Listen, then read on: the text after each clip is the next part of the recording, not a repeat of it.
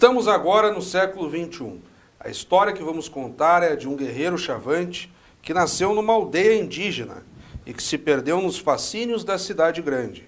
Voltou depois à aldeia pela voz do coração, em busca do seu despertar espiritual para se tornar um líder da nação chavante, povo guerreiro.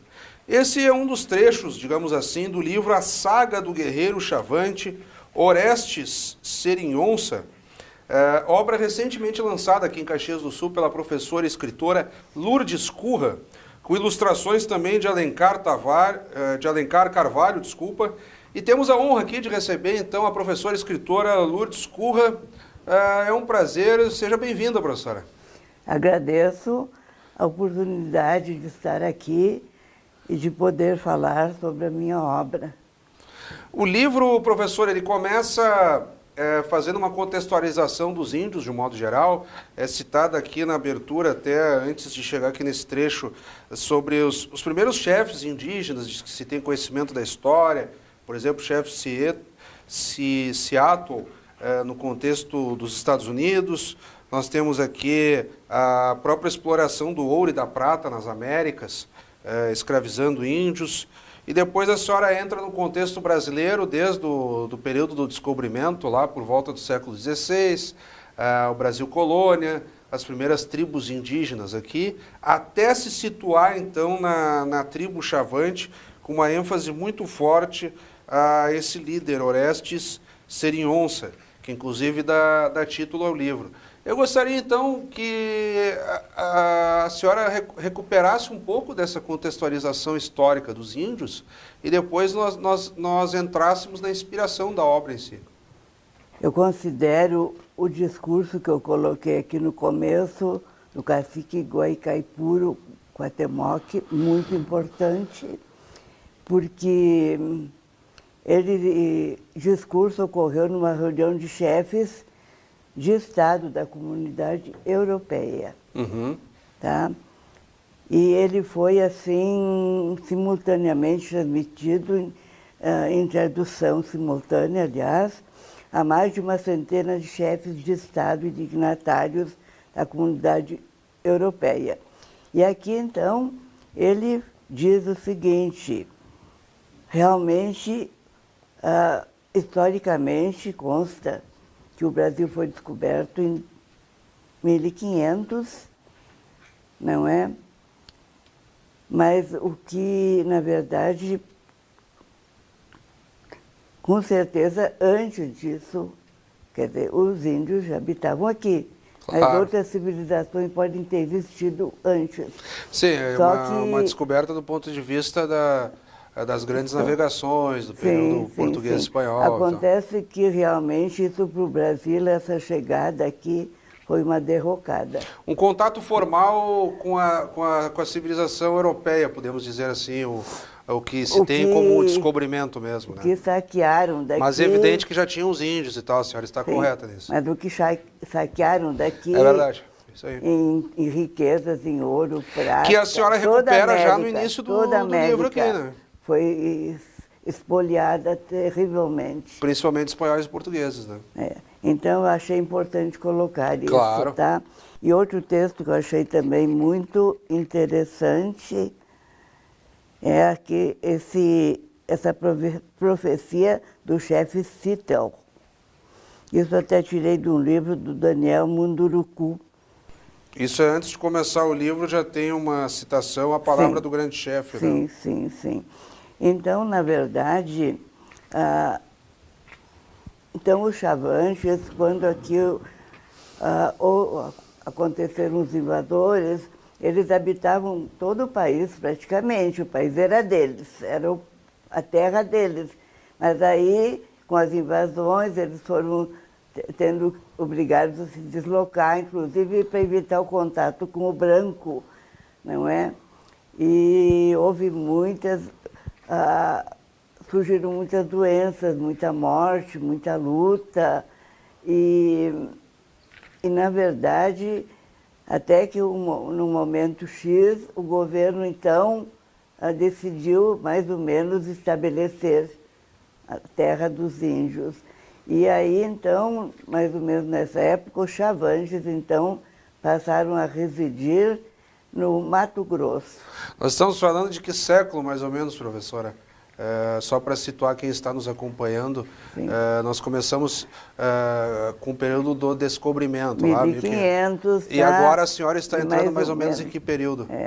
É por aí? Acho que em 1800, 1900. Já avançamos para a parte de 1800, 1900. Sim, entendi. Sim. Tá? E justamente Orestes, né, que é o mote, que é o que personagem principal. Dá título à sua obra, Orestes Serinhosa. Então, o Orestes, realmente, ele nasceu, hoje ele está com 53 anos.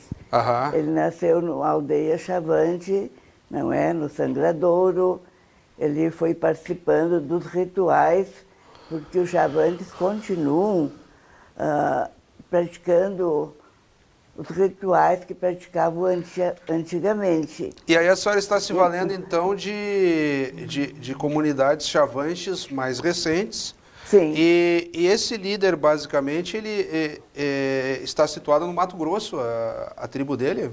Sim, no Mato Grosso. São do Mato Grosso. Mato E como é que se deu o seu contato com eles, a senhora aqui, residente em Caxias do Sul, ter essa aproximação e se interessar ao ponto de promover um resgate histórico e ainda contar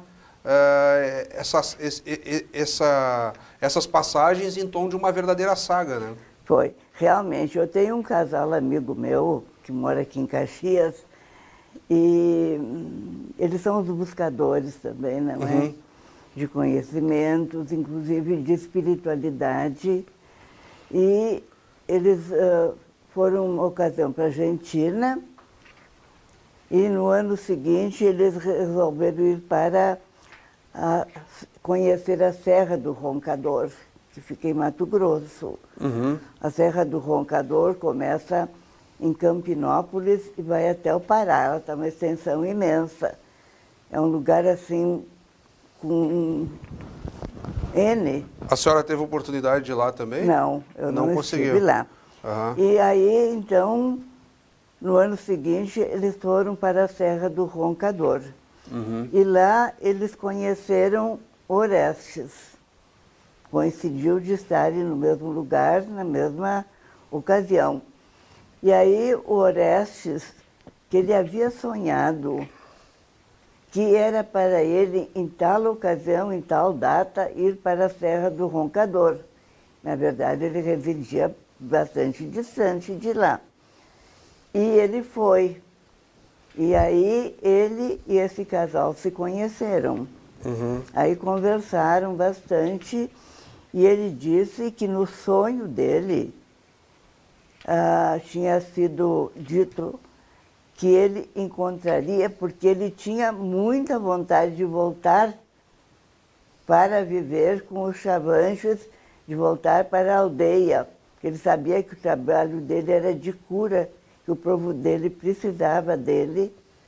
Ele tinha um desejo muito grande de voltar para lá, mas que ele iria encontrar um casal que iria ajudá-lo.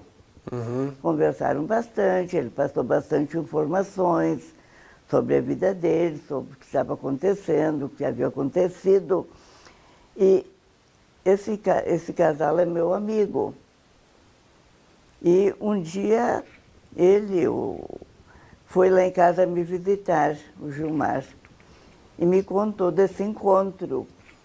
E eu achei assim, muito interessante, né, a coincidência de se encontrarem, não é? E de tudo que aconteceu. Aí a senhora fez as vezes de repórter, digamos assim, sim. Aí perguntando a ele as coisas. Eu comentei com o Gilmar, Gilmar, mas daria um livro. Ele daria. Daria realmente, porque a história é muito interessante. Claro. Tá?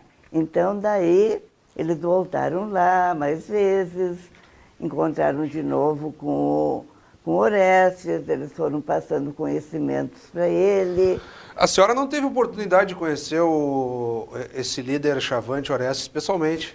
Se valeu dos relatos? Não, isso foi em Bom, essa história começou em 2012, 2011. Aí,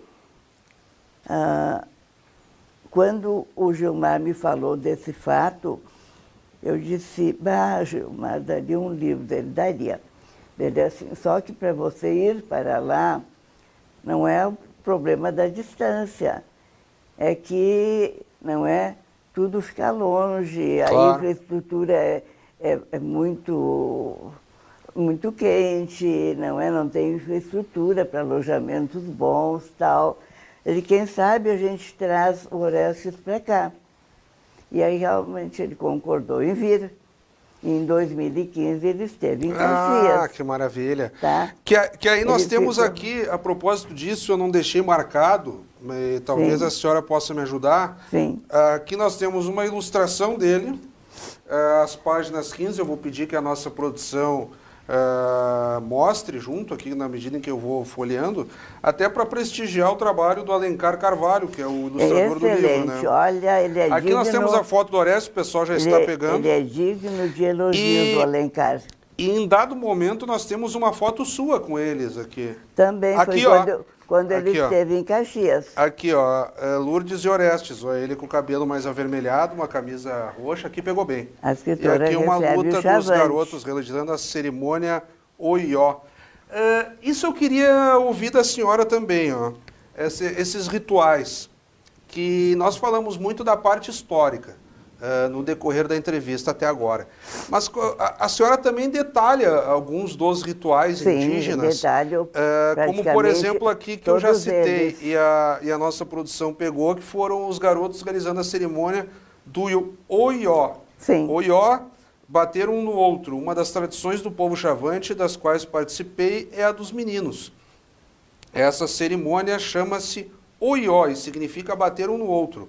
No Oió, lutam um ouau e com um porezá ono. Espero não ter pronunciado tão ruim. Esse enfrentamento não determina um vencedor, mas rivalidade entre os dois clãs. Então isso é interessante para quem visita tribos. Eu já tive a oportunidade de fazer isso, por exemplo, no interior da Bahia. Sim, lá tem que muitas dessas lutas acabam se tornando até Olimpíadas. Sim. E aí esses rituais eles fazem Olimpíadas periódicas de esportes indígenas, né? Sim, na Bahia existe. Que aqui, na verdade, que atrai os turistas, inclusive. E daí a questão já não é mais a rivalidade como uma disputa territorial, mas recuperar esses rituais históricos para manter viva a tradição, né?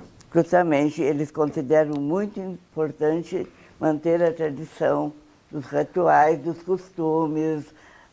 Para eles isso é muito importante. E aqui eu cito um de forma alegórica, mas a senhora, no decorrer do livro, também se dá ao trabalho de fazer esse detalhamento. Isso também rendeu a partir da conversa com esse chavante que veio do Mato Grosso? Quando ele esteve aqui em Caxias, ele me trouxe este livro, ele me deu, tá? Chavante, Tradição e Rituais, que é produzido lá. E aqui, neste livro, eles mostram todos os rituais que eles praticam. Então, esse livro também me serviu de fonte de informação. Tá? Esse livro está muito bom. E, então, aqui eu cito os rituais, porque é importante justamente para que isso fique registrado, não é? A identidade do povo, né? Sim, a identidade, porque assim as novas gerações... Inclusive, ele me trouxe também um DVD, onde estão assim vários rituais, e o DVD é filmado por um índio, e um dos anciões que fala, não é? Diz que assim que é muito importante que tudo fique documentado para que essas coisas não se percam. Professora, eu vou interromper um pouquinho a nossa conversa, na medida em que a senhora já começa a citar algumas obras, que nós temos um espaço aqui no Café com Letras, que são as dicas do autor. Então, roda a vinheta aí.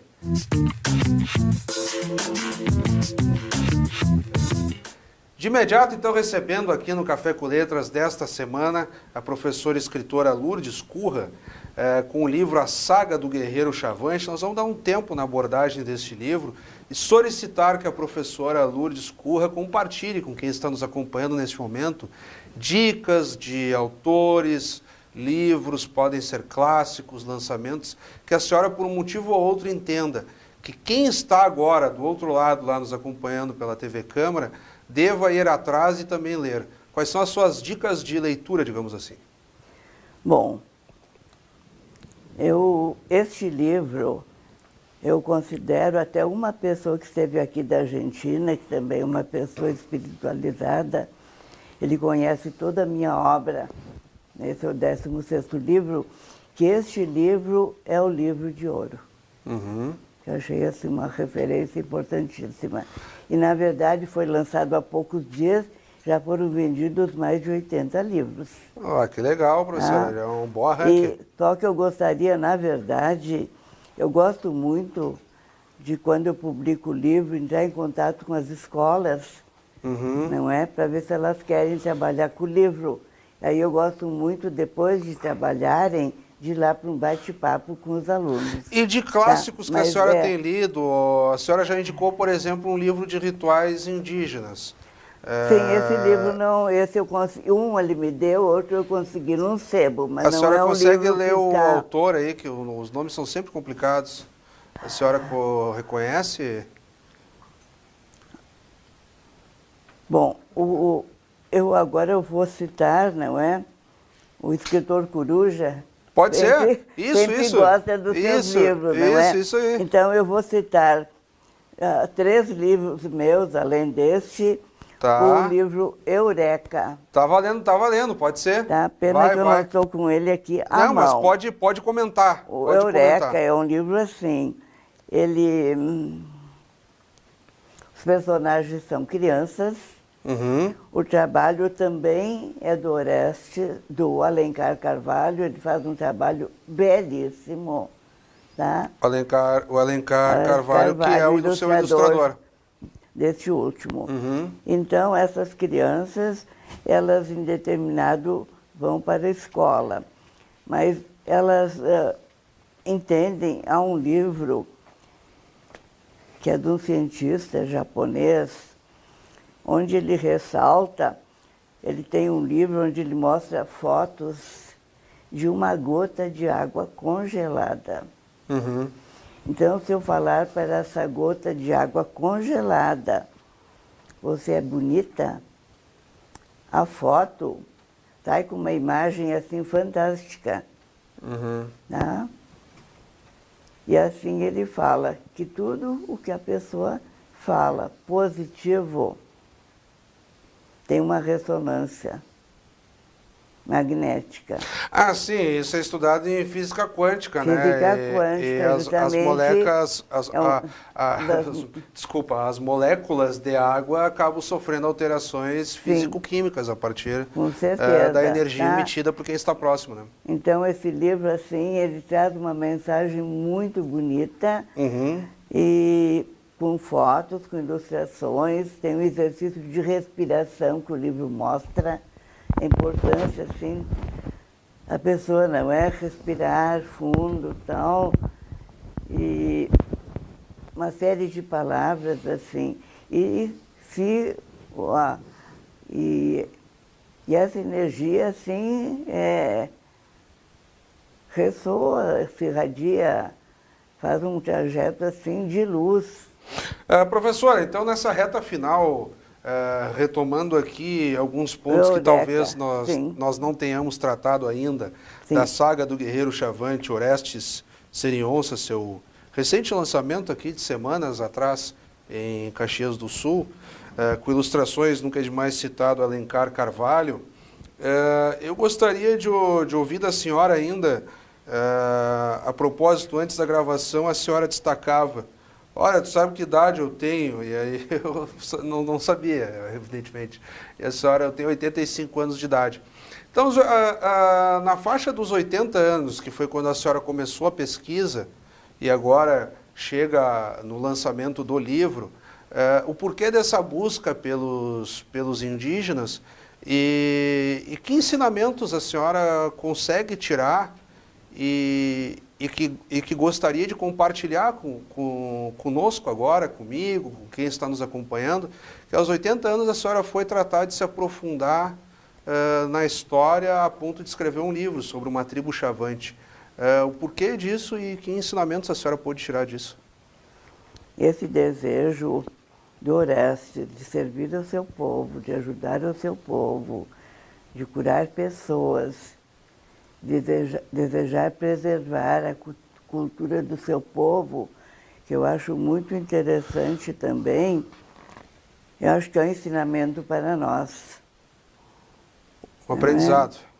Porque aqui tem assim essa poesia. O povo índio merece toda a consideração, pois ele foi dessa terra o primeiro guardião, ou seja, o primeiro que habitou nosso chão. Antes da nossa chegada, como o índio era feliz. Tinha a mãe natureza como suprema matriz, da qual extraía a seiva necessária ao seu matiz. A importância da preservação da natureza, o homem está destruindo tudo. Está destruindo totalmente. Inclusive os próprios índios. Não tinha né? poluição. Uma grande verdade. Queimadas, desmatamento. É. Não havia inseticida, era puro o alimento. O globo seria alegre, livre do aquecimento. Vê quantos ensinamentos numa pequena poesia. Aqui esse outro texto também eu acho muito importante, que é um grande ensinamento. O branco não sabe o que é a natureza, o que é o rio, o que são as árvores, o que é a montanha, o que é o mar. Em vez de você respeitar, destrói, corta pedaços, joga coisas, polui o mar, os rios. Você vai me dizer, o índio está falando, mas é o selvagem. Selvagem é você. Milhões de anos estudando e nunca aprendeu a ser civilizado. Para que você está estudando? Para destruir a natureza e, no fim, destruir a própria vida. É verdade. Que é uma grande realidade do que está acontecendo. Eu quis colocar justamente que eu sinto isso, eu penso isso, concordo plenamente, não é? Então, aqui, eu acho que isso, para mim, valorizou, assim, justificou bastante esse trabalho. Professor, então, nesse encerramento, eu quero lhe agradecer imensamente. Olha, conseguimos detalhar aqui boa parte do livro, e, claro, pontos mais detalhados aí ficam a cargo do leitor ir atrás e ler o livro na sua totalidade, mas acho que deixamos aqui boas pistas. Essa dica de leitura desta semana, então, a saga do Guerreiro Chavante. Eu quero lhe agradecer e cumprimentar e ainda brevemente, se a senhora julgar necessário, ainda pode fazer suas últimas considerações, digamos assim. Bom, eu agradeço essa oportunidade, assim, que é muito importante para mim, e quero elogiar também as escolas, professores, coordenadores pedagógicos, que entendem o poder da leitura de obras assim bastante significativas e que trabalham essas obras com seus alunos, porque a escola não é só lugar de aprender A, B, C, ou 2 mais 2 são 4, não é? Ela deve ir muito, muito, muito além para que realmente o aluno tenha discernimento, tenha conhecimento, e seja realmente uma pessoa capaz de contribuir para esse nosso querido Brasil, que está precisando muito, muito, muito de todos nós. É verdade, professora, aí ficam os ensinamentos dos indígenas, né? Vamos também buscar um pouco lá nos nossos antepassados de verdade, né? Porque antes de dizer que o sujeito é descendente de italiano, de alemão, nós somos descendentes de índios, né? Então, sim, vamos buscar lá nos indígenas, digamos assim. Então, mais uma vez, muito obrigado, professor. Acabamos de conversar, então, com a professora Lourdes Curra, escritora que acaba de lançar o livro aqui em Caxias do Sul, a saga do Guerreiro Chavante, Orestes Serinhonça, com ilustrações de Alencar Carvalho. E como sempre, convidamos a todos que continuem acompanhando a nossa programação. Até o nosso próximo encontro.